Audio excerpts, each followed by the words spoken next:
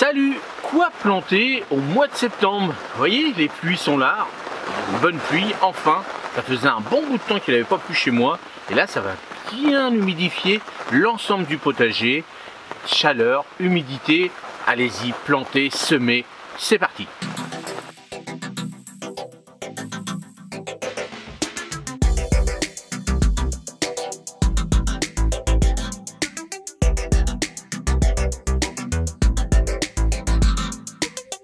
Beaucoup de jardiniers pensent qu'il est trop tard pour planter et pourtant c'est faux.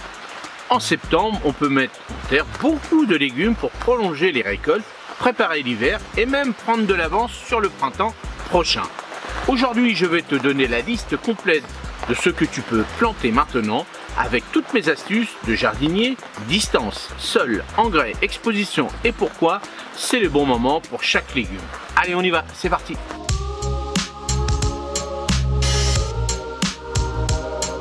On commence par les laitues. Un grand classique. En septembre, il faut choisir des variétés adaptées à la fraîcheur et au froid. Feuilles de chêne, laitue d'hiver, Batavia, elles se repiquent avec 25 à 30 cm entre chaque plant. Le secret, ne jamais enterrer le collet, sinon la salade pourrit. Elles vont pousser tout doucement et offrir des récoltes jusqu'à l'hiver, parfois même au printemps, si tu les protèges.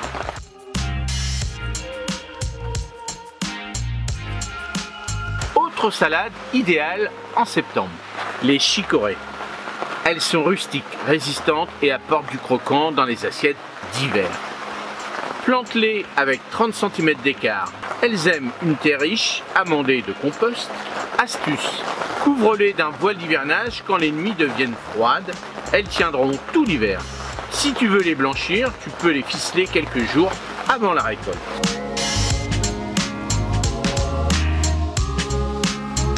Septembre, c'est le bon moment pour planter des choux.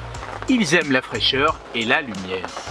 Le chou frisé, chou cabu ou chou de Bruxelles se plante avec 40 à 50 cm entre chaque pied. Ils demandent un sol riche, donc n'hésite pas à mettre du compost.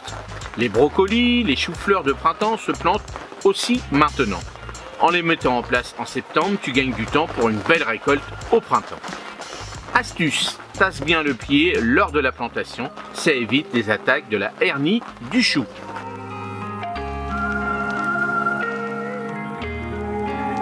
En septembre, c'est aussi la grande saison des bulbes. L'ail d'automne, 10 cm entre cailleux, 25 entre les rangs, pointe vers le haut, pas d'arrosage, ils craignent l'humidité.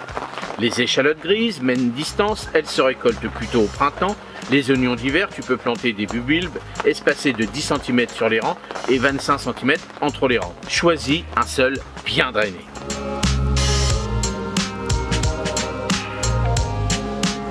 Le poireau, c'est le roi de l'hiver. Si tu n'as pas encore mis en terre, dépêche-toi en septembre. Plante tes poireaux en ligne espacés de 25 à 30 cm avec 10 à 15 cm entre chaque plant.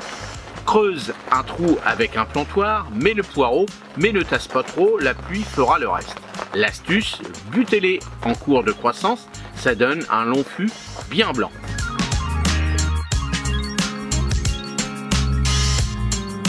Et puis bien d'autres plantations intéressantes au mois de septembre. Les fraisiers, septembre est idéal pour replanter de jeunes pieds. Ils auront le temps de bien s'installer et de donner une belle récolte l'année prochaine. Certaines aromatiques vivaces comme la ciboulette, le thym ou l'estragon se plantent aussi en ce moment. Elles profitent encore de la chaleur du sol pour bien s'enraciner.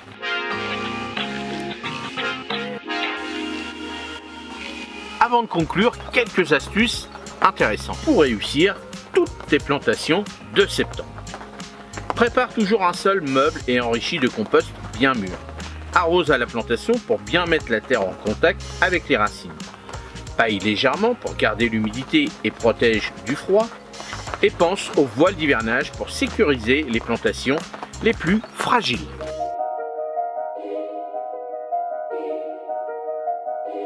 Voilà, j'ai rajouté aussi les bulbes, aussi dans cette vidéo, comme j'avais mis dans l'autre vidéo quoi semer au mois de septembre, donc allez voir cette vidéo si vous ne l'avez pas encore vue. C'est important maintenant hein, de dire bon bah on va semer et puis quelques semaines après hop on peut replanter.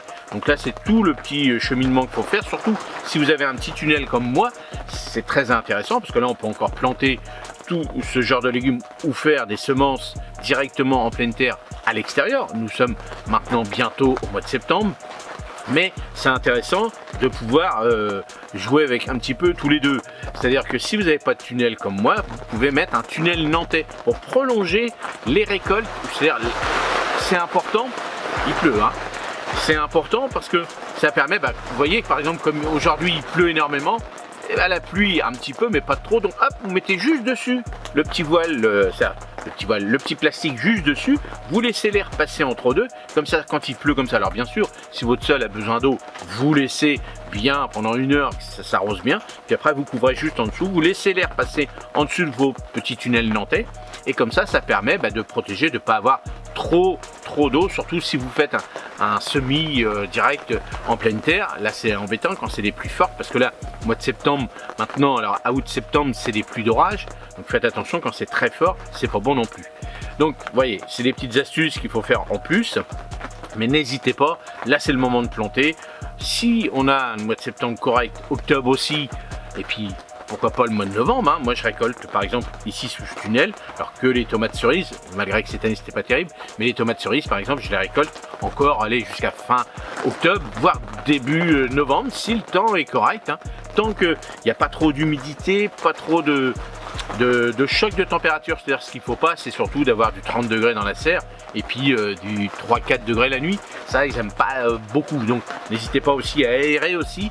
Donc moi j'ai de chaque côté de la serre des portes, quand je ne peux pas trop ouvrir, je peux ouvrir aussi sur le bas par exemple pour que ça circule, mais aussi ça protège du froid, du vent aussi. Ce qui est important à cette époque là, c'est que ça va commencer aussi tout ce vent un petit peu pas forcément froid mais qui détruit un petit peu, c'est-à-dire quand vous êtes sur des tomates remplies de grosses tomates et puis qu'il y a du vent ou des poivrons, par exemple c'est ce que j'ai vu tout à l'heure, il y a un poivron, hop, avec le vent là il y a eu une rafale, hop il y a un poivron qui est tombé, il n'était pas encore mûr, bon ça c'est dommage, mais c'est la même chose si vous avez des tomates, des choses comme ça peut casser vos pieds, donc vérifiez bien aussi vos attaches, tout ce qu'il y a en ce moment parce que ça va être encore un petit peu bizarre un peu à août-septembre, surtout là maintenant on arrive au mois de septembre, il y a de plus en plus de vent, hein, c'est comme ça que ça se passe chez moi, donc harnachez, faites un petit tour comme d'habitude, allez voir, il faut surveiller, là si l'humidité revient, les limaces reviennent, vous voyez, donc là les oiseaux ils ont faim, moi ils sont en train de bouffer toute ma vigne, je devais avoir des grosses grappes de raisin, j'en ai eu, mais c'est les frelons, les guêpes, et les merles, tout ça, tous les oiseaux qui viennent les manger. Vous voyez, tout ça, faut surveiller.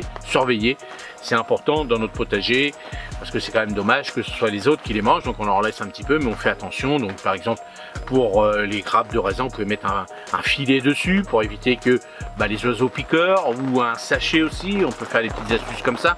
Moi, j'ai vu qu'avec un petit merle, il est rentré là. Il a gratouillé dans la terre, hop, il m'a poussé un peu de graines, vous voyez, c'est embêtant. Tout ça, donc surveillez bien, c'est important, je répète toujours important parce que c'est important. Voilà, donc n'hésite pas si tu as des questions sur quoi planter en ce moment, j'en ai peut-être oublié encore, hein. Si vous avez fait des petites astuces vous-même de plantation à cette époque-là de l'année, que ce soit bien à l'extérieur ou sous un tunnel, précisez bien où vous habitez, dans quelle région, ça c'est important aussi.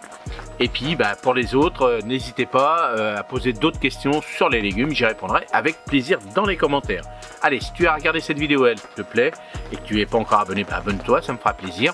Et puis pour les autres encore, merci. Allez, je vous mets aussi la petite vidéo sur les fraisiers, c'est important, c'est le moment, des bonnes petites fraises dès le début du printemps. Là je peux vous dire que j'en mange, hein. Je récolte à peu près tous les 2 jours une bonne poignée de fraises.